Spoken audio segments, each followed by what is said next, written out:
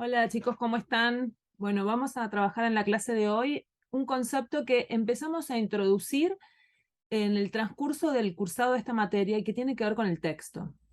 Nosotros vimos, cuando arrancamos a cursar análisis del discurso, que nos posicionábamos a partir de la definición de qué es para nosotros discurso. Y dijimos que discurso era texto más contexto, ¿cierto? Y vimos la enunciación y vimos los procesos de circulación de ese texto, los ubicamos dentro de un contexto micro y macro, anduvimos navegando sobre estas cuestiones, vimos algunos elementos vinculados al discurso, a la situación comunicativa, y últimamente estuvimos buceando sobre las cuestiones vinculadas a la imagen discursiva y la asociamos al texto. En la clase de hoy vamos a ver fundamentalmente texto y algunas propiedades textuales.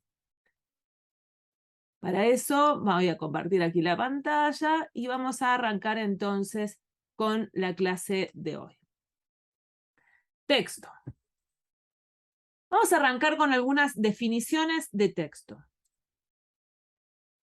Nosotros dijimos que el texto tenía que ver con que era una unidad de sentido, que era mucho más que un conjunto de palabras y oraciones, y vamos a recalar fundamentalmente ahora en esta definición que nos permite ver el texto como cualquier manifestación verbal y completa que se traduzca en la comunicación. Y acá con verbal no quiere decir que sea solo escrito o solo oral, sino todas aquellas manifestaciones que tienen que ver con la enunciación de una idea, que se produzcan dentro de la comunicación, ¿sí? Y acá me quiero detener un segundo, porque una de las complicaciones que vemos en los momentos en el que definen discurso es que circunscriben al discurso a aquellas manifestaciones que se dicen, como por ejemplo, hace un político frente a, a un conglomerado de personas o en el Parlamento, digamos, bueno, uno puede decir un discurso. No, esa acepción de discurso se usa de manera corriente no es la que estamos trabajando en el enfoque de esta materia, sino decíamos discurso que era un texto más un contexto, porque consideramos al texto, como bien dice aquí, como cualquier manifestación verbal, es decir, todo eso que nosotros decimos dentro de un proceso comunicacional. Por eso uno de los elementos que veíamos en relación al texto puesto en circulación social, la dimensión del contexto micro y macro, y dentro del micro, la situación comunicativa. De manera que, dice acá, son los escritos de literatura, las redacciones en los trabajos prácticos, las exposiciones en las clases, los diálogos, las conversaciones, las noticias de la prensa, todo lo que puede ser oral o escrito, literarios o no, leer y escuchar, para decir o escribir, largos o cortos. Vamos a ver algunas definiciones de texto. Vamos a referirnos a tres nada más. Acá vemos algunas, dice que refieren a todo conjunto analizable de signos, son textos, por lo tanto, un fragmento de una conversación entera, un verso. Otros consideran que es el mayor signo lingüístico. Y dice, en este caso, esta definición, que es una forma de organización, la mayor forma en la cual se organiza y se manifiesta el lenguaje humano, ¿no? Digamos, el texto como ese escenario en el cual se torna evidente lo que el ser humano tiene para decir. Ahí mi Simona, si la escuchan ladrar de fondo. Bien, ahora vamos a prestar atención a tres ideas centrales vinculadas al texto que se refieren a dos caracteres y a una forma de organización. Uno tiene que ver su carácter comunicativo, el otro del orden de lo pragmático y su organización. ¿Qué significa que el texto tenga un carácter comunicativo? Porque el texto se elabora con la finalidad de poder comunicar una idea. Digamos, torna evidente o pone de manifiesto una idea que el enunciador elabora en virtud de dar a conocer algo o ponerse en encuentro con otro. Y acá debemos tener presente que este carácter comunicativo del texto nos permite ver o tornar evidente nuevamente que el texto es una actividad, pone de manifiesta una actividad. Como dice acá, dice puede ser caminar o cantar. De manera que el texto, al tener un carácter comunicativo, lo que hace es prestar atención a esta mirada de una idea que elabora el enunciador para que el otro lo pueda interpretar. Tiene una finalidad de comunicar. Ahora, vemos también que tiene un carácter pragmático. Quiere decir que al tener un carácter comunicativo se inserta en un orden del hacer. Por ejemplo, informar determinada situación, compartir un contenido específico,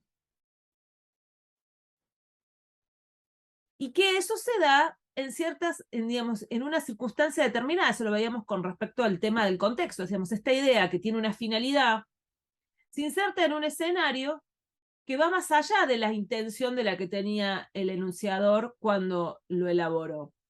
Por ejemplo, yo puedo escribir un texto para que lo lea mi profesor o profesora, pero que ese escenario de lectura no sea del ambiente de lo particular o de lo privado, sino que se dé, por ejemplo, ese texto lo lea en una conferencia. Entonces, tiene estas posibilidades de darse en distintos escenarios, por eso dice, se producen en una situación concreta.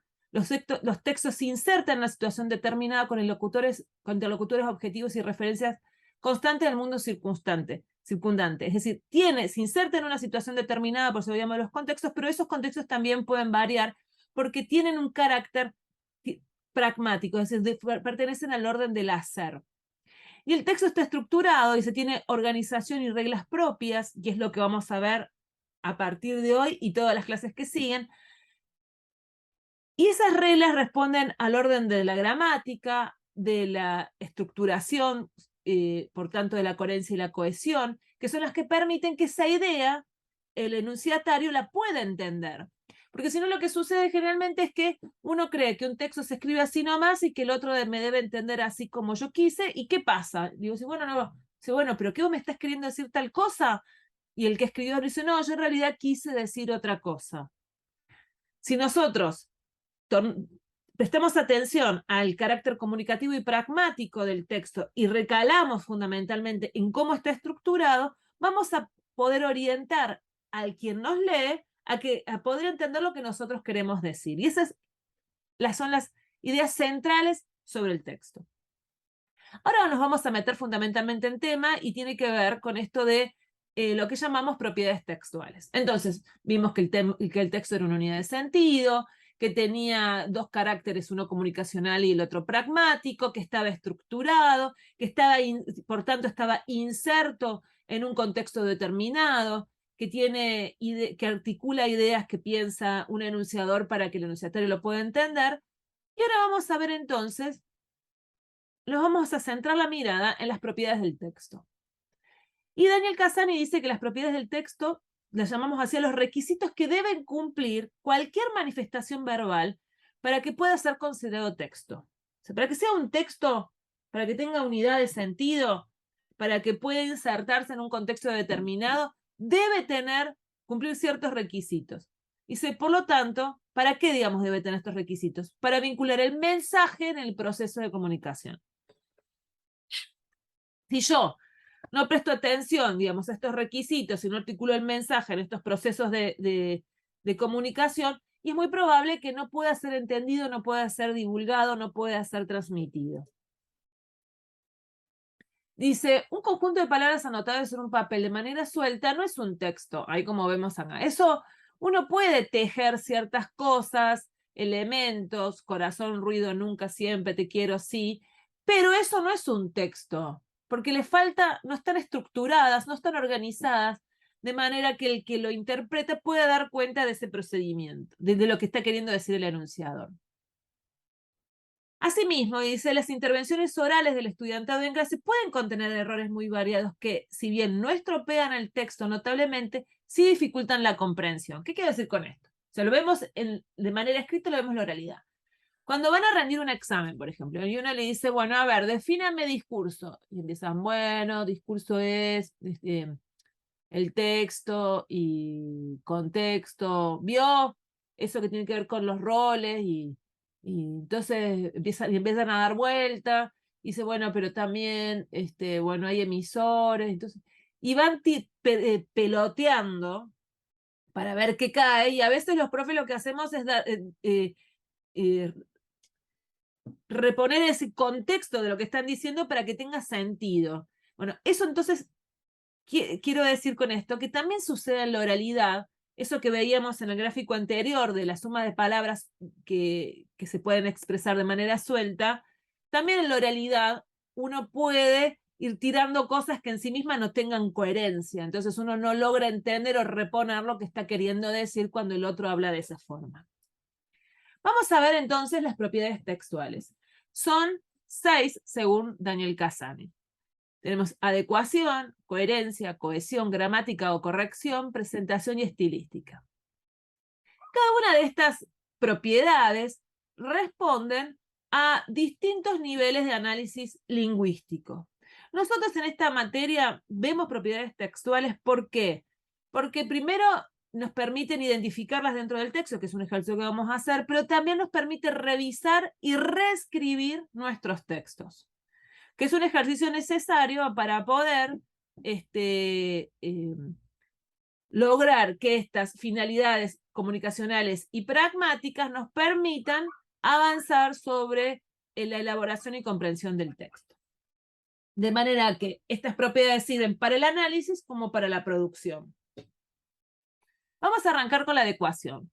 La adecuación se encarga del dialecto y del registro. Es decir, si lo que se está diciendo, vamos a verlo luego en detalle, ¿no? Pero acá grandes rasgos para presentar el concepto. La adecuación se encarga del dialecto y del registro, es decir, de cómo se dice lo que se está diciendo dentro del texto. Lo vamos a ver más adelante, pero por ejemplo, si yo tengo algo que sucede generalmente en la oralidad en la clase. Yo voy a clase y algunos compañeros me dicen, bueno, profe, pero vos viste, che, que entonces yo no entiendo, y bueno, se empiezan a hablar de distintas formas que no tienen un registro apropiado con respecto a la situación comunicativa en la que están insertas. Lo vimos cuando vimos situación comunicativa, lo que tenía que ver con el tenor. Y acá la adecuación hace referencia al tenor también. Si yo voy a hablar con un docente o con una autoridad, debo adecuar mi registro de manera que dé cuenta de la situación comunicativa. No es lo mismo ir a hablar con el docente, con un directivo o con el jefe de una empresa o a buscar trabajo que hablar con mi mamá, con mi novia o mi novio o con mis amigos, ¿sí? Esa adecuación nos permite dar cuenta de mi registro que tiene que ver con mi forma de decir o mi dialecto. Recuerden que el dialecto son las variaciones que tiene la lengua de acuerdo a la situación comunicativa. Adecuar el registro a la situación. La otra tiene que ver, la otra propiedad tiene que ver con la coherencia, y eso hace referencia a la información que se presenta en el contenido la información que se presenta dentro del texto o el contenido, como eso, qué presencia tiene dentro del texto, ya lo vamos a ver. A la cohesión, cómo las oraciones se ordenan dentro del texto. ¿Se acuerdan que en clase hablábamos de que el texto tenía textura? Y la textura tiene que ver con las distintas, yo decía, con las distintas formas en las que se articulan las ideas, y que esa forma en la cual se articulan las ideas, que se conectan entre sí, son decisiones que toma el enunciador cuando elabora su texto, ¿no? Bueno, eso tiene que ver con la cohesión. La gramática, cómo se construyen esas frases, recuerden, seguramente en la primaria o en la secundaria veían el análisis gramatical, que tiene que ver con el sujeto, con el verbo, con el predicado. Bueno, acá tiene que ver con esto, ¿no? Como en un texto vamos ordenando esas frases para que puedan dar cuenta de lo que yo quiero decir. La presentación, cómo se ejecuta ese texto, cómo se elabora. Entonces, recuerdan cuando nosotros en clases le decimos, bueno, envíenlo en PDF al texto, no en Word, porque si no nos dificulta el tema de la lectura, ponga el nombre o no ponga el nombre, cómo va el título, el tamaño de la letra, además. Bueno, eso tiene que ver con la presentación. Y la estilística, los recursos retóricos o literarios utilizados para expresar la idea. Nosotros nos vamos a centrar fundamentalmente en adecuación, coherencia y cohesión. Vamos a arrancar con la adecuación. La adecuación dice que es el dominio de la diversidad lingüística.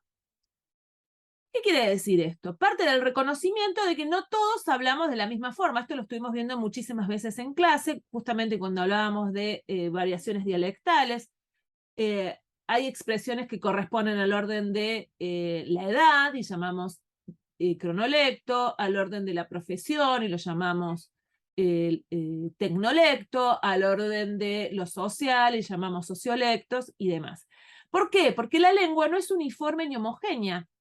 Representa variaciones, expresa las variaciones que responden al lugar en el que el sujeto se encuentra inserto.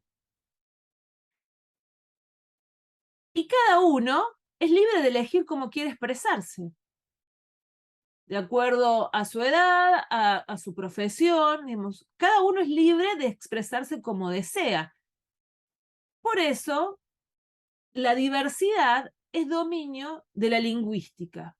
Cada uno es libre de expresarse como quiere, conservar las palabras que atesoran recuerdos de su vida. Por ejemplo, hay palabras que quizás a ustedes les recuerde momentos de su infancia, relaciones con sus amigos, lugares de procedencia. Por ejemplo, hay palabras, a mí me gustan mucho conservar palabras de los lugares en los que estuve porque me traen recuerdos amorosos, como por ejemplo decir criollito. El criollito, si bien, bueno, yo soy celíaca, no puedo comer harinas, pero antes de que me diagnosticaran, me gustaba mucho comer criollitos. Y criollitos es un bizcochito de grasa que se come en Córdoba, como en todos lados del país, pero en Córdoba reciben el nombre de criollito. Y yo los comía cuando estudiaba en la universidad, tomando mate. Me gustaban mucho los criollitos hojaldrados. Entonces, la palabra criollito, esa palabra que denota un lugar específico, se llama cronolecto, tiene una carga emocional muy grande para mí que me remonta, digamos, esa palabra me remonta a un momento de mi vida, a un lugar, al lugar donde vive mi mamá, que es Córdoba, y todas las relaciones construidas en relación a ello. Por ejemplo, mate con peperina, ¿no? Esa expresión me remonta a un momento de mi vida también y a un lugar que es Córdoba. Si bien la peperina ahora la podemos conseguir en muchos lugares, la peperina se cosechaba de los cerros cordobeses, antes de que se quemaran todos, y el mate con peperina es como una cualidad del mate propia de un lugar determinado.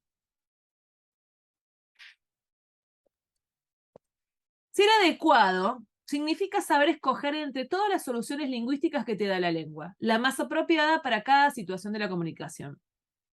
Fíjense lo importante que es la adecuación para nuestra formación como profesionales. Si yo me dedico a la ingeniería, una de las cuestiones que van a suceder cuando voy a trabajar o a conseguir trabajo o van a evaluar de mí es que si como profesional doy cuenta en mi lexicón o en mis posibilidades de expresión de mis saberes y hablo con la propiedad que ello implica, ¿no?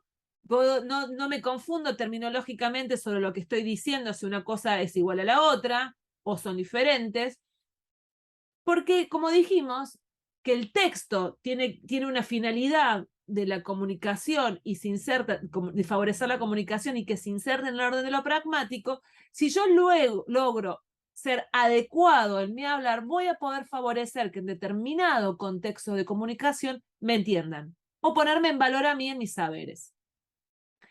Dice Casani que ello implica tener bastantes conocimientos, aunque sean subconscientes, sobre la diversidad lingüística de la lengua. Saber qué palabras son dialectalismos locales y por lo tanto no serían entendidas fuera de su ámbito. Por ejemplo, si yo voy a ir a pedir criollitos a Perú, probablemente no me den, porque no entienden lo que le estoy diciendo. Si yo les voy a decir, algo que sucede comúnmente en Latinoamérica, donde salvo en Brasil todos hablamos castellano, las expresiones corrientes traen ciertas dificultades de ser entendidas, por más de que nosotros al oído nos suene parecido. Por ejemplo, en México dicen, en vez de decir gracias por prestar atención, nosotros podemos decir en la Argentina, gracias por prestar atención, en México dicen, por su atención, gracias. Hay una inversión en la construcción de la oración, si bien el sentido es el mismo, la construcción es diferente, porque tienen distintas maneras de manifestarse. Entonces, la adecuación, dice Casani entonces, nos permite escoger, pero para poder escoger, ¿qué tengo que hacer? Tengo que tener conocimientos sobre lo que quiero decir. Y esto es algo que hacemos mucha insistencia los profesores en relación a la lectura. O yo siempre les digo, no solamente lean, sino vean series, lean las noticias. ¿Por qué? Porque voy incorporando en mi lexicón elementos que me permitan enriquecer mi capital lingüístico y de esa forma poder ser adecuado para hablar y poder elegir si en esta situación hablo de esta forma o hablo de otra. Vamos a ver ahora fundamentalmente los tips para identificar si un escrito tiene la adecuación necesaria. Vamos a ver. Primero, si el texto consigue realmente el propósito comunicativo para el cual ha sido producido. Es decir, si informa un hecho. Por ejemplo, si mi objetivo es escribir una noticia y hubo un accidente en la esquina, el objetivo, si logra dar cuenta de lo que sucedió, ese texto es adecuado. Fíjense que algunas noticias se van por las ramas y no responden a lo que dice el título. Entonces ahí su adecuación está complicada, porque no consigue dar con el propósito comunicativo.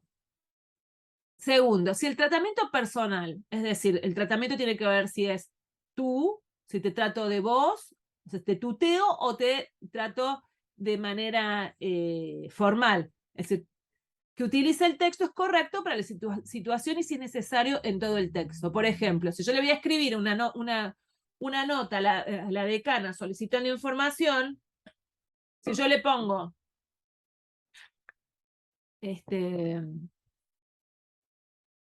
che, Colo, necesito un aula para mañana, por más que yo la conozca de toda la vida, el registro, el tratamiento personal no es procedente para la situación comunicativa en la cual se inserta. Entonces, yo voy a mandar un mail o me voy a referir a las autoridades, debo adecuar mi registro a esa situación. Pero no sucede lo mismo con un amigo. Yo a un amigo le digo, estimado amigo, en un WhatsApp, ¿no? Me dijo usted a los efectos de solicitarle una entrevista a los fines de reunirnos y compartir un encuentro cordial a través de el intercambio de mate. O sea, no da, o sea, ese texto enviado por WhatsApp no es adecuado para la situación comunicativa, porque la construcción del vínculo en la que se da entre los amigos y entre las autoridades o el jefe no es la misma. Fíjense en algo que por más que estemos más amorosos en los tratamientos, pero si yo le digo a un amigo o a una amiga, un amigo, por ejemplo, amor mío, por WhatsApp, ¿no? Amor mío, espero ansioso encontrarte encontrarte en el bar para compartir un encuentro cálido. Y lo ve mi marido va a decir, pero ¿quién es amor mío? ¿Cómo? Yo digo, no, es un amigo. ¿Qué amigo? ¿Con qué amigo te hablas como amor mío? Entonces, esa adecuación esta disonancia en la adecuación en el texto puede traer problemas de interpretación, porque hay ciertos elementos que son propios para un tratamiento con una persona que son diferentes para los otros. Y acá quiero hacer hincapié en algo que me parece interesante para ejemplificar también. El protocolo, por ejemplo, el protocolo trabaja sobre justamente cómo adecuar ciertas prácticas a los fines de que los sujetos intervinientes en una reunión estén todos en la misma situación. El protocolo es muy importante en reuniones de gobierno para que las personas involucradas, por ejemplo, hay una reunión de presidentes, para que todos los presidentes estén en igualdad de importancia y eso propicie un diálogo ameno, es importante que las pautas estén adecuadas al contexto, ¿no? Al tratamiento, por ejemplo, el tratamiento de personal, como también donde se ubican las banderas, los horarios de reunión y demás. Si se mantiene el mismo nivel de formalidad, dice Cassani en este caso, sea alto o bajo durante todo el texto, es un elemento para poder ver y evaluar la adecuación. Por ejemplo, si la formalidad es alta, por ejemplo, una autoridad, no debe haber ninguna expresión demasiado vulgar o coloquial. Por ejemplo, si yo presento una nota al rector, le digo, che, vos, Hugo, ¿qué onda? ¿Me vas a contestar o no? Esa expresión vulgar o coloquial está fuera de contexto. En cambio, esto que estábamos viendo recién, si el tono es de familiaridad, no debe aparecer palabras demasiado técnicas porque rompe la construcción del vínculo. Acá vamos a relacionar con situación comunicativa y tenor. ¿Se acuerdan que veíamos grado de ritualización y tenor? Y ustedes decían, pero ¿qué? No entiendo. Bueno, el grado de ritualización tiene que ver justamente cómo se construye ese vínculo entre un estudiante, por ejemplo, y un docente, entre dos amigos, entre la pareja, entre las autoridades. ¿Cómo se construye ese vínculo? Esa construcción del vínculo tiene que ver con la posición que ocupa el sujeto en la situación comunicativa en relación al otro. Si yo estoy en una misa, la relación que se construye entre el sacerdote y los feligreses es de distancia y es de un grado de ritualidad formal, con un registro formal alto. ¿Sí? Entonces, las expresiones que se suceden en esa situación comunicativa responden a esa situación.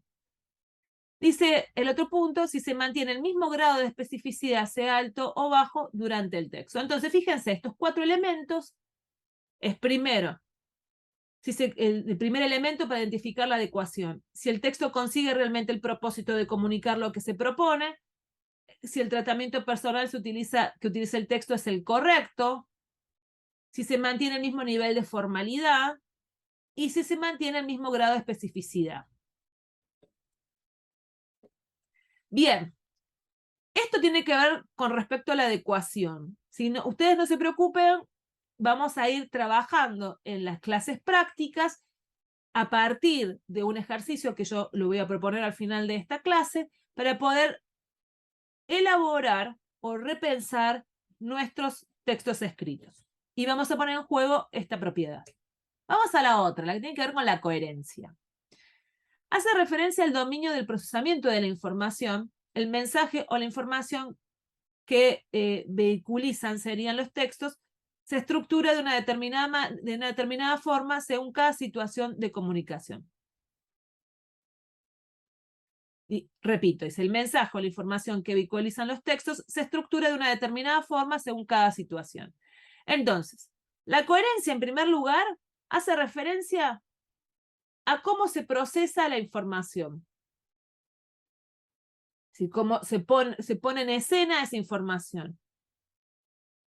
Y dice, y acá lo que vemos es que esta información que vehiculiza cada texto es procesada de acuerdo a cada situación comunicativa.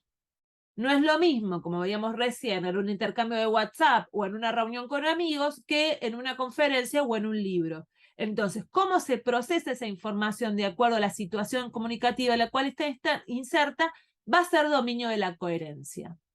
Un ejemplo rápido, antes de ir a la cita de Daniel Cassani, cuando decimos, bueno, no se usa ya cordialmente, podríamos decir, esta persona está loca, podríamos decir, esta persona no es coherente, cuando, por ejemplo, yo voy a algo que tenga que ver con la vestimenta. Si fuéramos a clase, por ejemplo, todos en bikini o en malla. Me dicen, no, pero ¿qué les pasó a esta gente? ¿Enloqueció? Bueno, o sea, mi cuerpo es mío, yo me he visto como yo quiero. Perfecto, bárbaro, pero no estás adecuada a la situación comunicativa, no es coherente con el escenario en el que estamos en la clase. Ahora, si yo tengo que dar clase de texto y me paro un día y hablo sobre metodología de la investigación, me va a decir, acá está pasando algo. No es coherente con el tema de lo que está trabajando, con el tratamiento del tema que correspondería para esta clase. Vamos a la definición de Cassani. La coherencia establece cuál es la información pertinente que se ha de comunicar y cómo se ha de hacer, en qué orden, con qué grado de precisión o detalle, con qué estructura. Por ejemplo, las redacciones o las exposiciones de alumnos que son desorganizadas, que repiten ideas y las mezclan y no dicen las cosas de forma ordenada, Aquellas que no tienen ningún esquema, diríamos, son textos incoherentes. Entonces, la coherencia establece cuál es la información pertinente que se ha de comunicar de acuerdo al objetivo del texto. ¿Cómo ha de ser, no?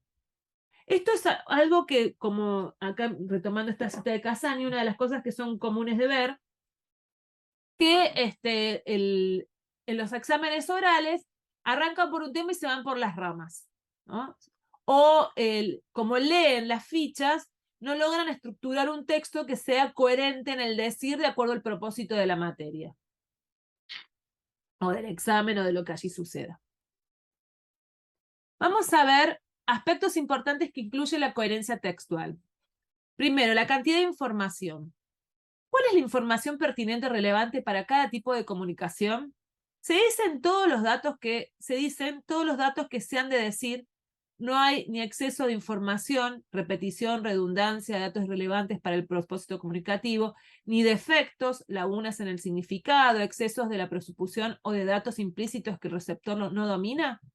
La selección de información para un texto depende de los factores contextuales, el propósito del emisor, los conocimientos previos del receptor, el tipo de mensaje, las convenciones de rutinas. Entonces, uno de los aspectos importantes a tener en cuenta es la cantidad de información. Y para ello me tengo que preguntar dos cosas, entonces. ¿Cuál es la información pertinente o relevante para comunicar? Y si lo que se dice están presentes todos los elementos necesarios. Si no hay exceso de información, ni defecto, ni repetición, ni redundancia. ¿Cómo es la información presente? Y eso, como veníamos diciendo recién, se vincula con, digamos, ¿cómo me doy cuenta si la información que digo es pertinente y si digo todo lo que tengo que decir? A partir de los propósitos que yo tengo en la elaboración del texto. Si tengo la finalidad de informar sobre un accidente ocurrido en la esquina de mi casa, tengo que ver si cuál es la información necesaria, los autos, las personas intervinientes en el accidente, si hubo daños, por qué fue, a qué hora, en qué lugar. Y tengo que tener en cuenta que, en este caso, al ser una noticia, porque voy a informar de lo que sucedió, que quizás la mayoría de la gente no sepa qué pasó. Por eso debo poner todos esos elementos, ¿no? Entonces, la cantidad de información es un aspecto importante que incluye la coherencia textual. Dos, la calidad. O sea, primero la cantidad, después la calidad. Esta información que tengo, ¿es buena? Las ideas son claras, son comprensivas, se exponen de forma completa, progresiva y ordenada, con ejemplos apropiados. O por el contrario, se detectan ideas oscuras, falta de concreción, enunciados demasiado genéricos, ambigüedades, por ejemplo, tratamiento de temas que no conozco, entonces lo trato por arriba. Digamos, ¿cómo se presenta esta información? ¿Es buena? ¿Las ideas son claras, comprensivas, ordenadas? Acá vamos a extraer una idea que tiene que ver con ideas completas y subdesarrolladas.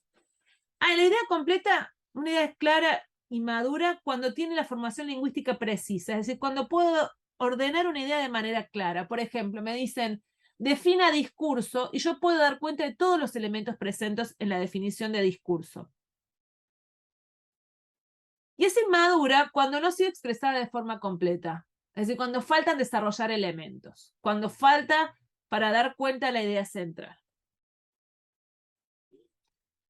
Y acá nuevamente la cita de Casani. Normalmente las ideas subdesarrolladas se pueden entender porque el receptor reconstruye el significado y hace hipótesis para comprenderlo, pero no porque el texto exprese convencionalmente el significado. Entonces, quizás nos falten elementos para desarrollar la idea y el enunciatario lo puede completar. Por ejemplo, en un examen, uno desarrollan todas las ideas y el docente puede completarlo, puede entender, pero ¿qué sucede allí?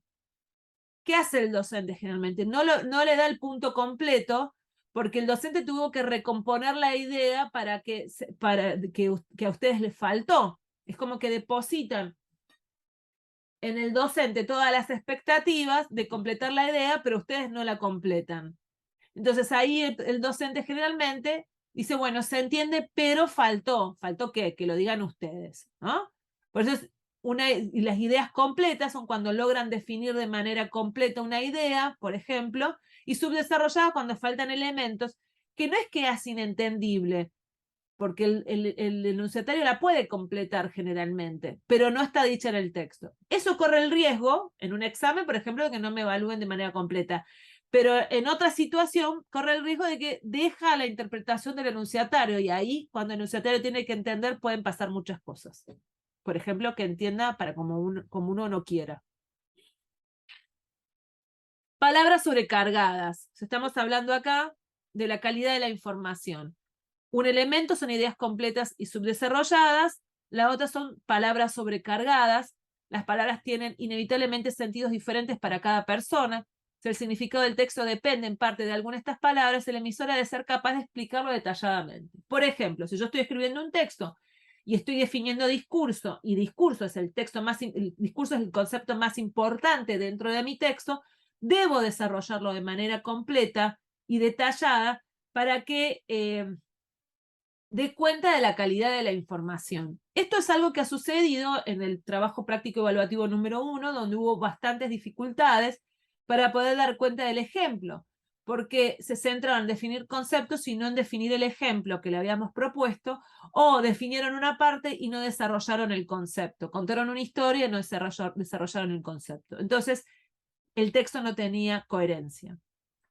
El otro elemento, con respecto a la calidad, es el tipo de formulación. Se pueden distinguir varios tipos o niveles de información. Formulaciones generales, los ejemplos, los datos numéricos y los comentarios de interpretación.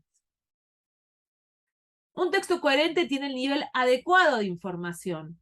Genérica, anecdótica, tesis, argumentos, objetivos y subjetivos, y también sabe combinar los diversos grados entre sí para lograr un significado completo y variado. Vamos al tercer, voy a ordenar acá para que vean. El primero es la cantidad de información, el segundo es la calidad de información, y el tercero es la estructuración de esa información. Cantidad, calidad y cómo se estructura. Se estructura. Para dar cuenta de la estructuración de información podemos hacernos tres preguntas, perdón. ¿Cómo se organiza la información dentro del texto? ¿Los datos se encuentran lógicamente según un orden determinado?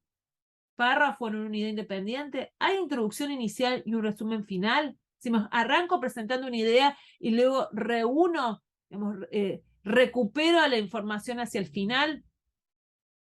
Entonces, ¿cómo se organiza? Si los datos se encuentran lógicamente ordenados según un orden lógico, si hay una introducción, si hay un resumen. En relación a esto vamos a ver macro y superestructura. Macro es el contenido semántico de la información ordenado lógicamente. Es decir, tengo una idea que desarrollar y esa idea que voy a desarrollar sigue un orden. Si voy a hablar sobre qué es el discurso, bueno, el texto completo hace referencia a eso. No termino hablando de tipos textuales. La superestructura es la forma como se presenta un texto determinado de esa información. Si yo quiero, por ejemplo, hablar en términos semánticos, como decíamos, sobre informar, argumentar, mejor dicho, o informar sobre qué es un discurso, ese texto que es informativo va a tener una estructura que va a ordenar las ideas de acuerdo al sentido que yo quiero dar.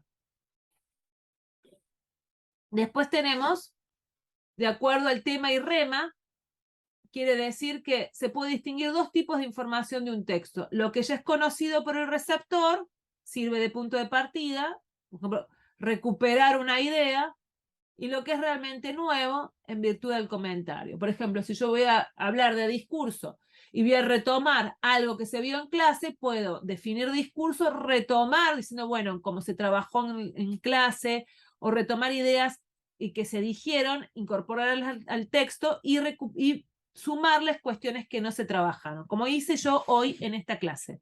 Arranqué definiendo texto desde retomando lo que vimos en las clases anteriores e incorporé conceptos nuevos. Ahí tenemos tema rema.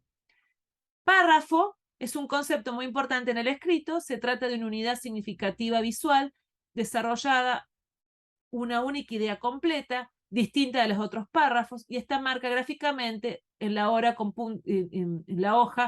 puntos y aparte y con espacios en blanco. Agrupa oraciones entre sí y por temas y puede separar las distintas partes de un texto, introducción, las conclusiones, argumentos. Es decir, nosotros tenemos una organización de estructura, una organización de tema o rema y una organización de párrafos. Es decir, en el primer párrafo hago la introducción, por ejemplo, en el segundo párrafo desarrollo el tema y en el tercero hago la conclusión. Entonces, nosotros vimos, voy a retomar acá al principio, en coherencia, que hace referencia al dominio del procesamiento de la información. El mensaje o la información que vehiculizan los textos se encuentra estructurada de una determinada forma. ¿Cómo se encuentra estructurada? A partir de, digamos, cuáles son los aspectos importantes, va a tener en cuenta la cohesión, es la cantidad de la información, la calidad de la información y la estructuración de la información. O sea, cuánta información tengo, cómo se expresa esa información y cómo la organizo dentro del texto. Bien, vamos a ver la tercera propiedad que vamos a trabajar en la clase de hoy, y hace referencia a la cohesión. Como vimos recién, la cohesión tiene que ver con la organización de las oraciones, de los párrafos al interior del texto. La coherencia tenía que ver con la organización del texto en relación con el enunciador y el enunciatario, y ahora cohesión es hacia adentro del texto. Como dice aquí, hace referencia a las articulaciones gramaticales del texto. Las oraciones que conforman un discurso no son unidades inconexas, sino que están vinculadas o relacionadas con medios gramaticales diversos. La puntuación, las conjunciones, los artículos, los pronombres, los sinónimos, la entonación, de manera que conforman entre sí una imbrincada red de conexiones lingüísticas, lo cual hace posible la codificación y la decodificación. Hay autores, como en el caso de Cortázar, por ejemplo, que tiene textos escritos utilizando solo la coma, pero que la cohesión textual está dada a partir de las palabras y sus entonaciones. Entonces hay palabras que tienen ritmo, digamos, no hay palabras, las palabras tienen un ritmo que a medida que yo voy leyendo, puedo ir organizando las ideas. Eso es un gran desafío escritural que tuvo Cortázar y otros escritores también, en proponerle al lector el seguimiento de un texto sin recalar su organización, su cohesión en los signos de puntuación, sino en el ritmo y el color de las palabras. Pero bien, nosotros vamos a retenernos en esta organización de cohesión a partir fundamentalmente de los signos de puntuación, conjunciones, artículos y pronombres. Vamos a ver la anáfora y la catáfora, que son las principales formas de cohesión o sistemas de conexión de las oraciones. Vamos a ver la anáfora, llamada referencia o repetición. Se consiste en la repetición de un mismo elemento en oraciones sucesivas. Por ejemplo, Juan no está de acuerdo. Punto. Él cree que debe hacerse fuera y ya ha empezado a sacar los instrumentos a la terraza. Vamos a ver esto. Juan es el sujeto de la oración. Él y la elipsis de sujeto en ya ha empezado se refieren a la misma persona. Fíjense, Juan no está de acuerdo, ¿bien? Fíjense, Juan es el sujeto, no está de acuerdo. Él está, la preposición, está en lugar de Juan. Y eso evita de que uno repita la palabra, el nombre de Juan. Si yo, Juan no está de acuerdo, punto, él cree, ese él cree, él es el pronombre que nos permite referirnos a Juan, cree es el verbo, y ya ha empezado, fíjense, ese ya ha empezado, hace referencia, que es la elipsis de sujeto, hace referencia a Juan también. Entonces, Juan, él y ya ha empezado hace referencia al sujeto de la acción. Si no dispusiéramos de mecanismos diversos para evitar la repetición del nombre Juan, el texto sería reiterativo. Entonces repetiríamos, Juan no está de acuerdo, Juan cree que debe hacerse afuera, Juan ha empezado a sacar los instrumentos. De manera que la anáfora lo que nos permite es evitar la repetición de las palabras. Hay distintos recursos, como preposiciones, y en este caso la elipsis de sujeto. Principales mecanismos para evitar la repetición. Sustitución léxica por sinónimos. Alumno, estudiante, escuela, centro escolar, perro, can, ¿no? Pronominalización. Realizar las proformas o palabras especializadas en sustituir otras palabras. Por ejemplo, pronombres lexicales. Se trata de algunos vocablos con un significado muy genérico que actúan como virtuales sustitutos de palabras más precisas. Las más usuales son hacer, cosa, elemento, dar, etc. Ejemplo, ¿has escrito la carta o todavía no la has hecho? Has hecho, has es verbo, has hecho refiere, digamos, nos permite sustituir el verbo escribir. ¿Sí? Entonces es un pronombre lexical que nos permite sustituir una construcción. Pronombres gramaticales. Yo, tú, mi, este, ese, aquel, suyo, etc. Pronombres personales, demostrativos, posesivos, son pronombres tradicionales. ¿Tú estás de acuerdo? ¿O vos? Yo no creo que Jordi tenga razón. Él dice que Teresa nos ha confundido, pero la carta lo demuestra todo. La letra es suya. Yo no creo que Jordi tenga razón, Jordi. Él dice, está en lugar de Jordi, que Teresa nos ha confundido, pero la carta lo demuestra todo. La letra es suya.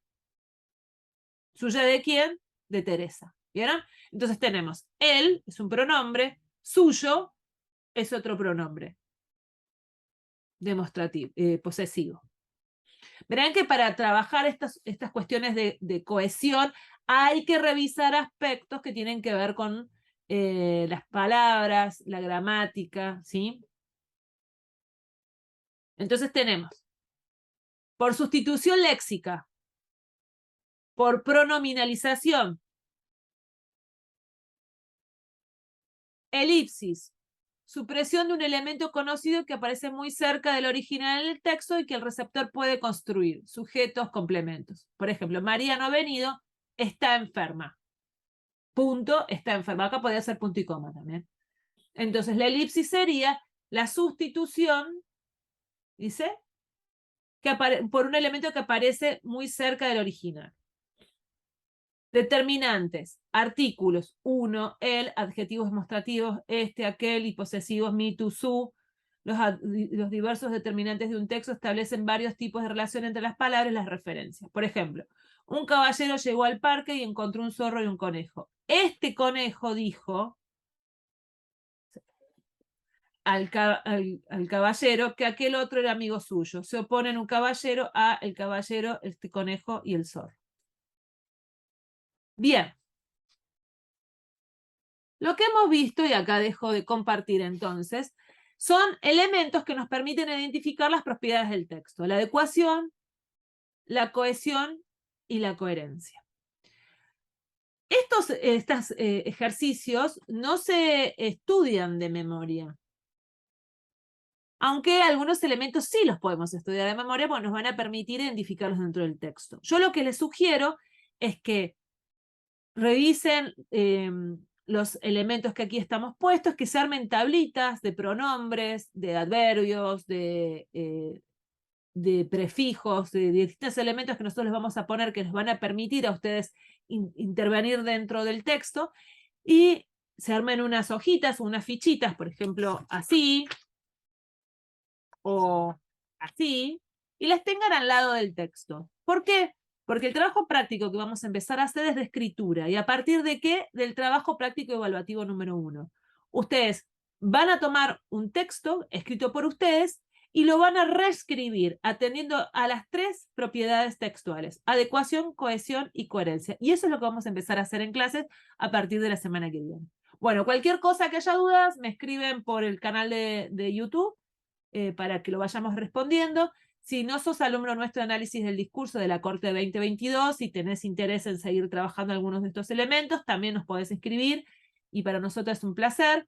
Si no me conocés, mi nombre es Lucrecia Sotelo, soy profe de análisis y producción del discurso de la Universidad Nacional de la Patagonia Austral, materia de primer año, con un enfoque de literacidad y junto con un equipo de docentes acompañamos el tratamiento de estos temas.